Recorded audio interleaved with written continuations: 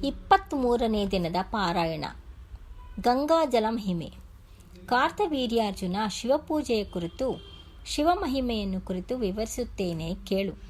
ಹಿಂದೆ ಶ್ರೀರಾಮಚಂದ್ರನು ರಾವಣನನ್ನು ಸಂಹರಿಸುವುದಕ್ಕಾಗಿ ಸಮುದ್ರದ ಮೇಲೆ ಸೇತುವೆ ಕಟ್ಟಿದ ಸ್ಥಳದಲ್ಲಿ ಶಿವಲಿಂಗವನ್ನು ಪ್ರತಿಷ್ಠಾಪಿಸಿ ಶಿವನನ್ನು ಧ್ಯಾನಿಸಿ ವಾರಧಿಯನ್ನು ದಾಟಿ ರಾವಣನನ್ನು ಸಂಹರಿಸಿದನು.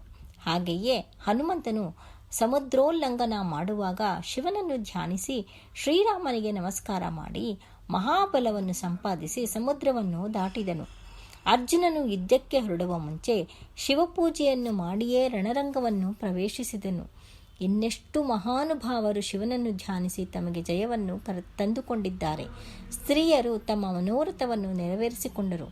ಆದ್ದರಿಂದ ಪೂಜೆಗಳಲ್ಲಿ ಶಿವಪೂಜೆಯು ಪವಿತ್ರವಾದುದು. ಹಾಗೆಯೇ ನದಿಗಳಲ್ಲಿ ಗಂಗಾ ನದಿ ಪರಮ ಪವಿತ್ರ. ಹೇಗೆಂದರೆ ಗಂಗಾಜಲ ವಿಷ್ಣುಪಾದದಿಂದ ಜನಿಸಿ ಶಿವನ ಶಿರಸ್ಸಿನಿಂದ ಪ್ರವಹಿಸುವಂಥದ್ದು. ಆದ್ದರಿಂದಲೇ ಸರ್ವ ಪಾಪಹರ. ಗಂಗಾಜಲದಲ್ಲಿ ಸ್ನಾನಕ್ಕೆ ಎಷ್ಟೊಂದು ಪ್ರಶಸ್ತವಿದೆ. ಅಲ್ಲದೆ ಇನ್ನು ಗಂಗಾಜಲವನ್ನು ಕುರಿತು ಹೇಳುವುದು ಏನೆಂದರೆ, ಯಾರು ಯಾವ ನೀರನ್ನಾಗಲಿ ಗಂಗಾ ಗಂಗಾ ಎಂದು 3 ಬಾರಿ ಸ್ಮರಿಸಿ ಶಿರಸ್ಸಿನ ಮೇಲೆ ನೀರನ್ನು ಪ್ರೋಕ್ಷಿಸಿಕೊಂಡರೆ ಆ ನೀರು ಗಂಗಾಜಲದೊಂದಿಗೆ ಸಮಾನವಾಗುತ್ತದೆ. ಗಂಗಾಜಲವು ವಿಷ್ಣುಮೂರ್ತಿಯ ಪ್ರತಿರೂಪ.